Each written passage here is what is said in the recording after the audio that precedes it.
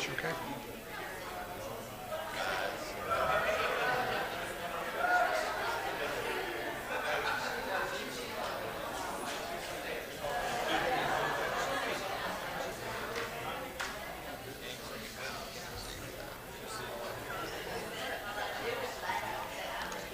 He started it. Good morning. We are past time, get started again this week, but that's fine. We're tardy. Is that what you said? You're. You leadeth her astray. Was that one? We had a great first hour worship, and thankful for Brother Michael. Keep him in our prayers. We're in Ecclesiastes chapter 8.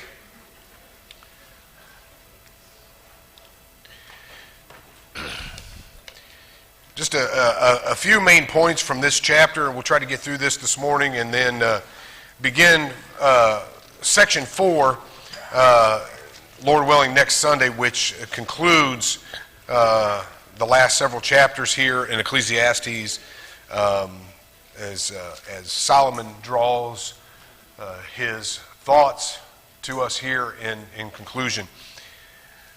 But he begins in chapter 8, verse 1, and says, "Who is like the wise man who knows the interpretation of a matter? A man's wisdom illumines him and causes his stern face to beam." Wisdom is the ability to see life not only from not from our perspective, but from God's perspective, right? And true wisdom, as we have already noted, comes from God. Most people would readily agree that wisdom is the most valuable asset, but it's not always the easiest asset to acquire. We've talked a lot about it through Proverbs and now in Ecclesiastes that I think the reason why it oftentimes is so hard, and I've mentioned this before, the reason why wisdom is so hard for us to acquire is because it first means we have to humble ourselves. And I don't know about you, but humility is one of the things I struggle with, and I think most people do. Pride is an ever too present reality in our lives. But to humble ourselves in the sight of God, to learn to fear Him and respect Him, this, Proverbs 9, verse 1, is the beginning of wisdom. So, wisdom comes from knowing God's will, trusting God's will. We'll talk about that a little bit more next hour. This idea of trusting God and His Word and His way. Knowing God will lead us to understand and then share that wisdom and knowledge with others. Thoughts or comments on just that first verse? How hard is wisdom to acquire for you? What do you find to be the most difficult thing with acquiring the asset of wisdom? Well, you have to experience a lot. Okay. Oftentimes wisdom doesn't just, there's a difference between knowledge and wisdom. Experience and understanding help create wisdom. Yeah. You can be really smart and know a lot of things, but not be wise because you haven't experienced and understood. And again, from Solomon's perspective here, what he's telling us is experiencing things and understanding things from God's perspective. Too few people experience things from God's perspective. We experience a lot of things from our own, and that doesn't always lead to wisdom, right? But yeah, experience and understanding, not just knowledge. Those experiences are not always pleasant. They're not, are they? And I think Solomon is addressing that in a lot of this.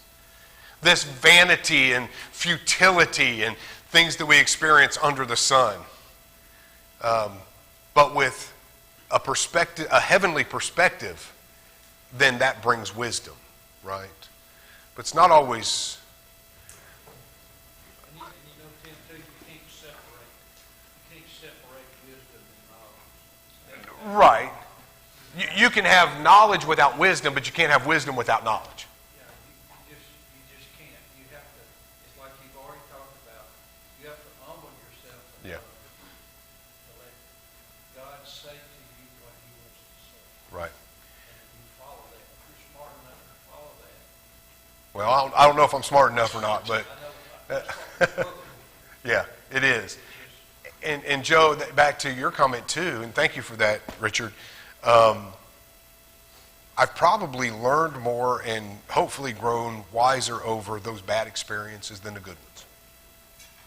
You know, I appreciate the good ones, thankful for those. But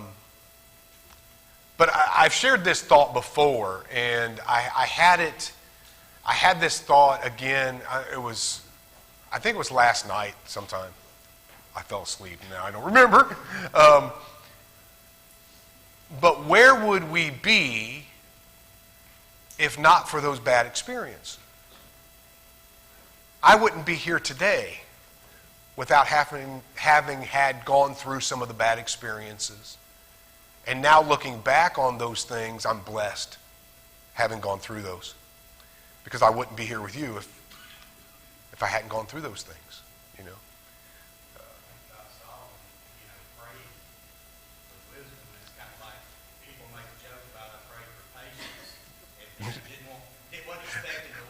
Right. I've got enough patience, Lord. But it's kind of like that him praying for wisdom. In fact, he might have, some protections may have, who knows, been lifted for him to experience some things. Yeah. In order for him, if you really want wisdom, you know, because how do you counsel someone about grief until you've experienced grief? Exactly. You know, or how do you go tell someone, oh, here's how, you know, lots of times young preachers, I'm not speaking to gospel preachers specifically, but I think about apply. But I went to Blue Mountain College, and of course they were Baptist schools, they had a lot of young preachers in there. And it was funny, you know, these 20-something-year-old guys, you know, would be like, I was old, I went back. Right. And so they, you know, man, they would want to argue, and they would be like, this is the way this is, and so sure. Right. Of everything, and so ready to dispense their, what they perceived as their own wisdom. And I was the same way when I was there. Sure. Whatever I thought was so crystal clear and perfect, and the answer to whatever. But until you go through it, until you've been tempted yourself, you can't counsel someone with wisdom on how to resist temptation. You can You could go with godly wisdom. well, and I've said this before, there's things that we can say from knowledge in situations where we haven't experienced, but there's a different wisdom with experience that you can truly empathize with others, and there's greater comfort than just knowledge, right? And I appreciate that, because let's do this. Let's bookend, and I think he does this. Let's bookend this discussion in case we don't really get there. Let's look at the last two verses of this chapter and tie this together. I hadn't planned on doing this, but Clint, since you brought that up, I think there's something evident here, and it goes with what you said.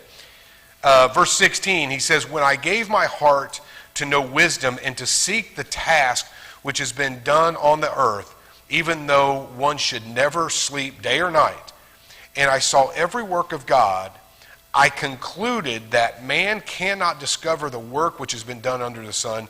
Even though man should seek laboriously, he will not discover, and though the wise man should say, I know, he cannot discover."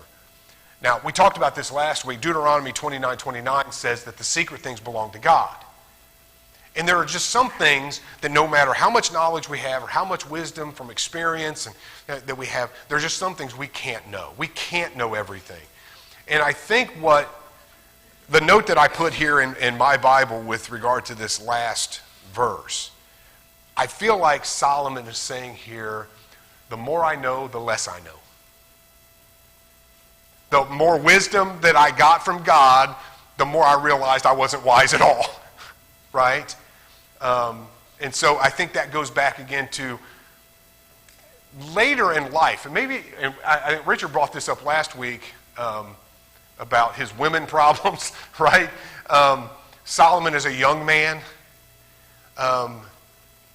There seems, even with the wisdom God gave him, if we go back and we look at what he's saying here and his actions, if we go back and study the historical Solomon, he wasn't the most humble guy all the time, right? And there was some pride there. And but here in the latter years of his life, there seems to be humility here. And this idea that I finally got it, that I concluded that the wiser I got, the less I knew. And there's just some things we can't know, right? Any other thoughts or comments? Good discussion.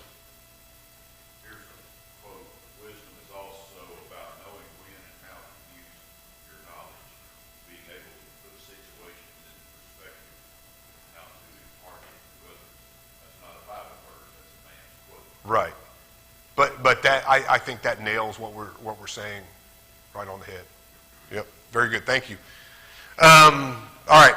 Let's read verses 2 through 8, and we'll get into this uncomfortable discussion. I say, keep the commandments of the king because of the oath before God. Do not be in a hurry to leave him. Do not join in an evil matter, for he will do whatever he pleases. Since the word of the king is authoritative, who will say to him, what are you doing? He who keeps a royal command experiences no trouble, for a wise heart knows the proper time and procedure. For there is a proper time and procedure for every delight, though a man's trouble is heavy upon him. If no one knows what will happen, who can tell him when it will happen? No man has authority to restrain the wind with the wind, or authority over the day of death. There is no discharge in the time of war, and evil will not deliver those who practice it. Let's talk about the first 4 or 5 verses here. Keep the commands of the king because of the oath before God. What's he talking about?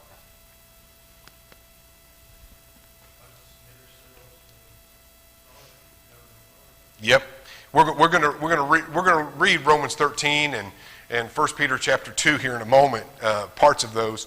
The king has authority because it's been given to him by whom? By God. All governments get their authority from God. Now, that doesn't mean God approves of every government, right? And it doesn't mean that God approves of every leader and his actions and his ways. But one of the divinely ordained institutions on earth is government, right? The home, the church, and government. And even today, and I don't know why they don't burst into flames sometimes, but even today, when a president is sworn in, how does he do that? By placing his hand on a Bible, right? Swearing unto God. And I jokingly say, I don't know why some of them don't burst into flames when they do that, but their authority comes from God. And so keep his commands. Why? Because and we'll get back to this in a second, when we keep the commands of the king, we're really keeping the commands of God, right? Before we get any further, we'll lay this out. You see these videos all the time of people that they get pulled over, or they're getting arrested, or drunk driving, or whatever, and they are immediately combative with the police, right? Or they run, or they're resisting arrest, or they're. One of the videos, and I've seen quite a few of them lately, are these sovereign citizens. Have you seen these? Somebody knows what I'm talking about? They get pulled over. Well, I don't need a driver's license. Well, why don't you need a driver's license? Because I'm a sovereign citizen. I'm not, and I never understood this one. I'm not driving, I'm traveling. Driving only applies to what Phil does when he's hauling cars, according to them. If you're just in a car going from here to there, you're traveling, and so you don't have to have a driver's license. I don't know where these people get this nonsense, right? But they become argumentative with the police, and they're not following the laws of the land. They're not submitting themselves to the authorities. Are there bad cops? Yes. Are there bad preachers? Yes. Right? There are bad people in every profession. But there are bad leaders. There are bad presidents and governors and mayors, and it happens. But generally speaking, he's saying here what? God has divinely ordained these authorities. Submit to him. And if you're doing good and you're submitting to him, what happens? Well, he says it. Where was it at? Verse 5. He who keeps a royal command, what? Experiences no trouble. Right? Pay your taxes, do what you're supposed to do. You may not like it. There's a lot of it I don't like. But you do it. Why? Because it's the right thing. Now, he says in verse 3 then, do not be in a hurry to leave him. How should we treat our government officials? As Christians, what should be our mindset, our fill in the blank, right? What should be our approach to the authorities? Respect. Can you, I would say the last couple of presidents we had, I can respect the office and not the man. Right? From both parties, from whoever. Sometimes I wonder, are these the best people we can find to run our country? Really? But yet, they hold the office, so you respect them. Well, sometimes that's hard. Sometimes the man makes that hard to do. But I still, as a Christian, that should be. So don't be in a hurry to leave him. However, and we'll get back to this in a second, he said, do not join in an evil matter, for he will do whatever he pleases. There are some leaders that are going to do evil. Don't do that. Right? Do what's right. And if the leader is pushing an agenda or something that is evil, that is wrong, we don't have to then conform to that. All right? Yes. Solomon was a good example of that. Sure. He had all the wisdom that God gave him, and at the same time, as a human being, he did all the things with the wives, with idol worship, and all Right. that, carried him so far away from God during one period of his life.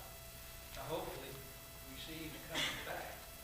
Yes. I don't know if I'm smart enough to figure out if he really came back or not, but that's where he was. He went so far away, but he had the wisdom that God gave him that was good advice. And it's interesting, Richard, that Do as I say and not as I do. yes, that's kind of, it's interesting. Here he is saying to the people this command, and in a sense, he's saying, when I lead and rule in wisdom, in godly wisdom, don't leave me, follow me. But when I do what is evil, don't follow me then. Again, it goes back to this sense of maybe there's some humility here. Go ahead. Romans 13. I was thinking of like Daniel and Joseph, and I'm trying to think of what was the kingdom they returned to exile and when they restored the walls and everything of Israel. During Nehemiah's time when... But when those things, all those people rose in pagan governments.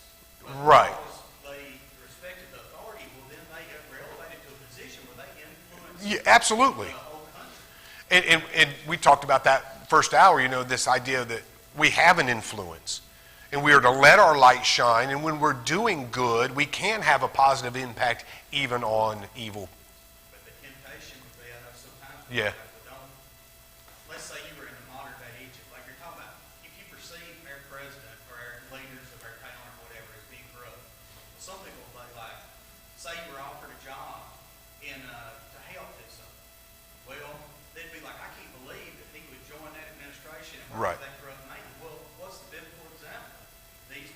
I think that's a great example, and I've often said that I wish more Christians were in politics and government.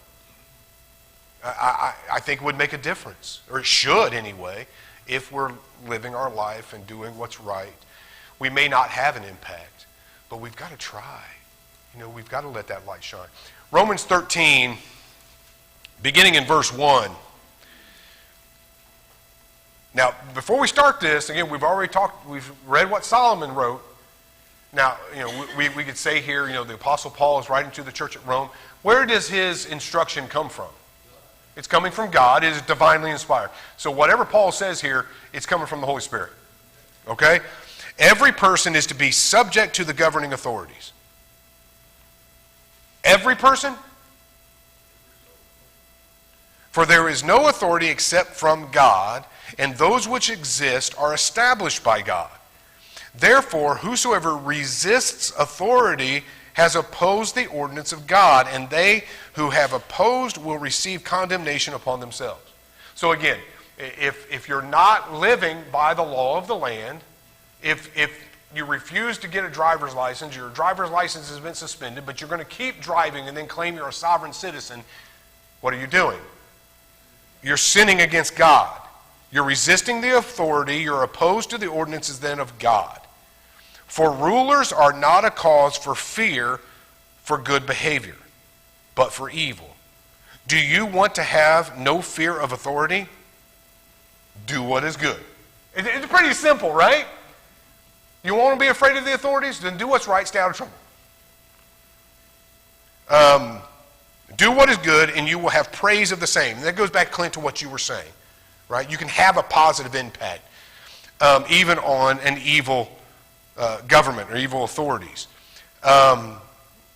For it is a minister, that is the authorities, the governments, are a minister of God for you, to you for good. But if you do what is evil, be afraid. Why do they run? Well, I was scared. Well, why were you scared? Because you knew you'd done wrong.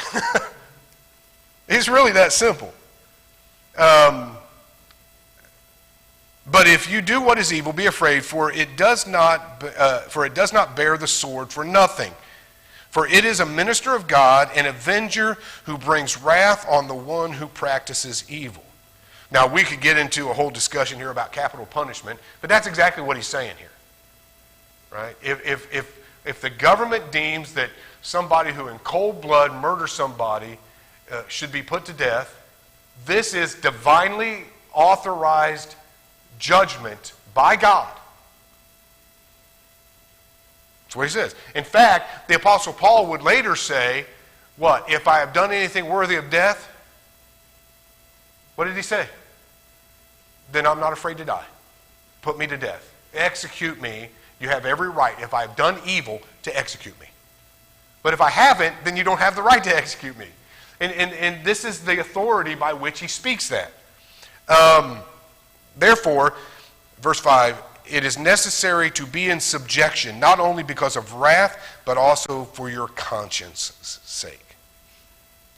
For because of this, you also pay taxes, for rulers are servants of God, devoting themselves to this very thing. Render to all what is due them. Taxes to whom taxes are due, custom to whom custom, fear to whom fear, honor to whom honor. I don't know that you can make it much plainer than that, but Peter does. 1 Peter chapter 2. And we love Peter because Peter is oftentimes very direct, succinct, to the point. So Paul is a bit more verbose, sometimes more difficult. Peter just gets to the heart of the matter. 1 Peter chapter 2, 13 and 14. Submit yourselves for the Lord's sake to every human institution, whether to a king as the one in authority, or to governor as sent by him for the punishment of evildoers and the praise of those who do right. What did Peter just do? He took what Paul said and went, there it is. Yes? Talking about that time period they're writing this too. Mm. Went much further from Sodom and Gomorrah and sexual decency. You could buy slaves in cages on the streets. I mean, there was temples everywhere to every kind of god you could think about. And a lot of them were not anywhere close to being anything like it. So it was a really bad time. It absolutely was. In fact, and I hadn't thought about bringing this up until you said that. Who was the emperor when Paul writes this letter to the Romans? Nero was.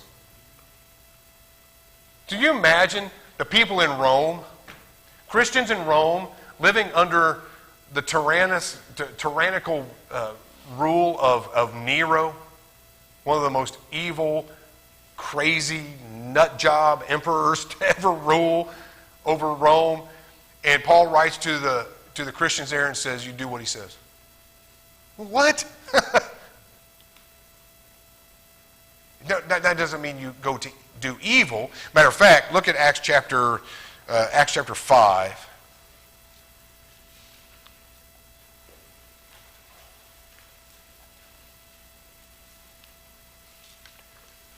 What is the exception? Again, Solomon has mentioned that in our text. In Acts chapter 5, verse 29, Peter and the apostles answered what?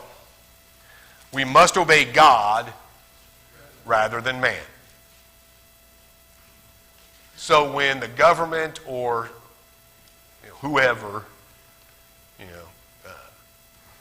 you pull up in front of, D's Oil and your husband tells you, go in there and steal a box of alcohol. Are you supposed to be submissive to your husband? Yes, ladies. But if he tells you to commit crime and commit sin, you're not bound to do that. Because it's contrary to God's will, right? So you do what's right, and if the authority over you, whatever that is, tries to get you to do evil, you obey God rather than man. And if you're persecuted for that, so be it. But that's the only time we should be persecuted. Let us not be persecuted as evildoers, but for righteousness' sake. Right? Yes. Yes. Doing what's right keeps your conscience. When you know that you've done what is right before God and before man, conscience stays a lot. It's like these guys you're talking about, the law's chasing. Yeah. Those guys' conscience are hurt. Colleen and I watched a documentary last night. I won't tell you what it was. Somebody that this family, there was a lot of criminal activity and illicit things going on in this family. And we hear about this kind of stuff all the time. And ends up people either commit murder or they commit suicide, all because of a guilty conscience. Because they're trying, as we talked about last hour, they're trying to hide something. Well, I'll get rid of this, or I'll get rid of this person and keep it covered up, because they're living with a guilty conscience. But if we do what's right, we don't have anything to be guilty of, and we don't have no reason for that guilty conscience. And if you've got something that's keeping you awake, I don't sleep good at the night, man, because my shoulders hurt, my neck hurts. Not because your head hurts. Well, And there's times that I don't sleep good at night because my conscience is hurt. That's something I can do about it. that's right. I can make that right with whomever. Well, because it's on our minds, I wonder how Achan slept. With that stuff buried under his tent and him sleeping on top of it. He couldn't use it. No, he couldn't use it. What did he think? Well, and then they go up to fight against Ai, and so many are killed because of what he did. And there must have been, Richard, some sleepless nights for that man. when he could have, like I said in the lesson, that he could have done something about it, right? Let's talk about one other thing here. Hebrews chapter 13.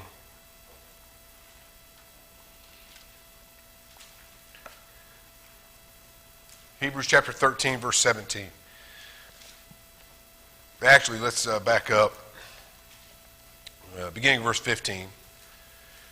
Through him then, that is through Christ, let us continually offer a sacrifice of praise to God, that is the fruit of our lips, that give thanks to his name. And do not neglect doing good and sharing, for with such sacrifice God is pleased. Obey your leaders and submit to them. Who's he talking about when he says obey your leaders? He's talking about the elders. He's talking about the elders in the church. Obey the elders and submit to them. Why? Because they watch out for your soul. They watch over your souls as those who will give an account. Let them do this with joy and not with grief, for this would be unprofitable for you. Pray for us, for we are sure that we have a good conscience, desiring to conduct ourselves honorably in all things. So let's break down verse 17 together for a minute. We've already talked about the fact that these are elders in the church. We are to obey them and submit to them. What does it mean to both obey and submit? Is there a difference there? I'm just asking because I want your thoughts. Is there a difference between obeying and submitting? Obedience is more about the action, and submission is more about the attitude. Clint, I think you're right. And as I asked that question, that's kind of what came to my mind. You can obey somebody. You know, you tell your kid to go clean his room, and the kid goes, okay. Is he submitting? Not really. I like to ask the question, you know. And there's two different ways that we can ask this. So I'll just say it as monotonely and as blankly as I can. Do I have to? What determines the answer to that question when it's asked? If you tell your child to do something, or the elders tell us that we do something, and we answer the question with that, we answer that command or that whatever with that question, do I have to? What determines the response? The attitude does. So if you go, do I have to? Your kid ever do that? Why? The answer I received when I was a kid and I did that, the same answer I gave my kids, the same answer your dad and mom gave you. Because I said so. But if they look at you and go, why is that important? Do I really have to do that? I mean, why is that? Is your response going to be different? Well, sure, because the attitude is different, right? One isn't submissive, even if they do it, right? So the other thing he says here is they keep watch over your souls. Elders, take this seriously. The elders that are here listening, your job as an elder, first and foremost, is to do what? To watch over soul. And then he says, because you will have to give an account. The only people that will have to answer for others than themselves are elders. It's the only time you'll read in Scripture. Every other time you read in Scripture, what's it tell us? Each will have to give account for himself. And every elder will certainly have to give an account for himself, but he'll also have to give an account for those under his oversight. Everybody want to be an elder now? It is a grave responsibility. But what should be our response to the elders? Let them do it with joy and not grief. This would be unprofitable for you.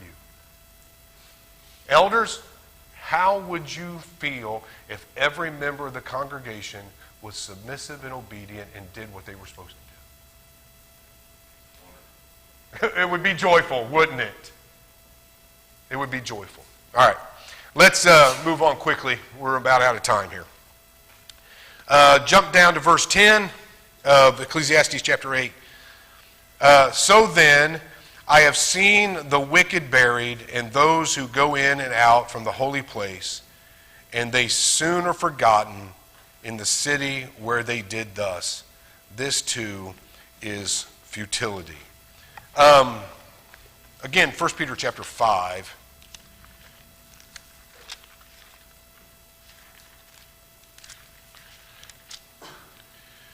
Beginning in verse 1, he says, I exhort elders among you as your fellow elder and witness of the suffering of Christ and partaker of also the glory that is to be revealed.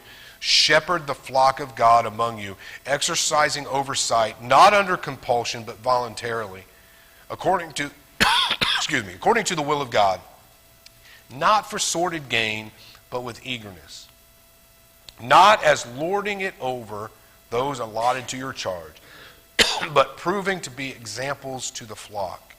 And when the chief shepherd appears, you will receive the unfading crown of glory.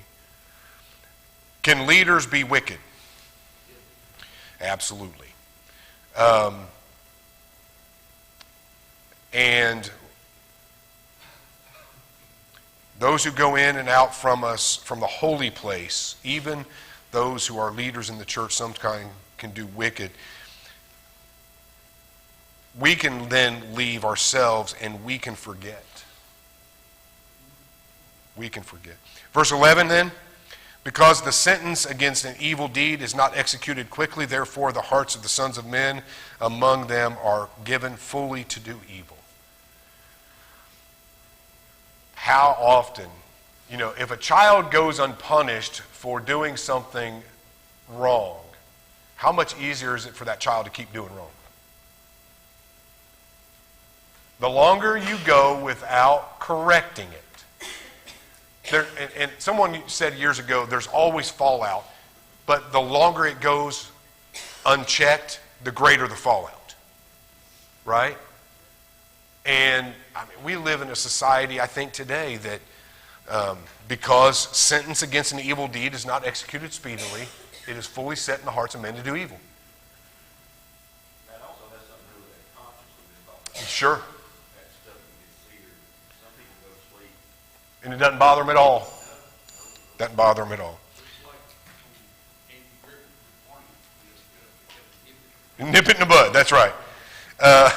Verses 12 and 13, although a sinner does evil 100 times and may lengthen his days, still I know that it will be well for those who fear God, who fear him openly, but it will not be well for the evil man, and he will not lengthen his days like a shadow, because he does not fear God. Again, and he said earlier in verse 8, there's no escape from this war. We're all going to die. We're not going to live forever. And in the end, we'll have to answer for the way we've submitted, the way our hearts have lived and responded to the wisdom of God. So, all right. Appreciate the good discussion. Thank you.